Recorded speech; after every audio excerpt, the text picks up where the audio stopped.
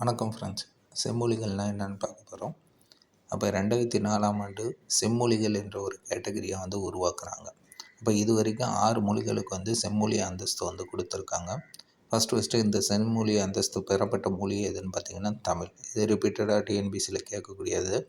அப்போ தமிழுக்கு செம்மொழி அந்தஸ்து இயர் கொடுத்தாங்கன்னா 2004 கொடுத்தாங்க.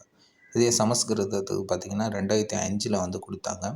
தெலுங்கும் கன்னடமும் ஒரே வருடம் 2008 செம்மொழி அந்தஸ்து கொடுத்தாங்க. மலையாளம் 2013, ஒடியா 2014.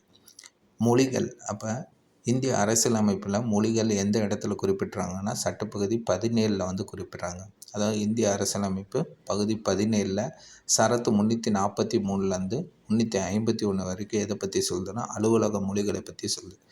இந்திய அரசியலமைப்பு ஏற்கனவே எத்தனை இதுன்னா 14 மொழிகள் இருந்தது. இப்போ எத்தனை இருக்குன்னா 22 மொழிகளை அங்கீகரிக்கப்பட்ட தேசிய மொழிகளாக குறிப்பிடுகிறது.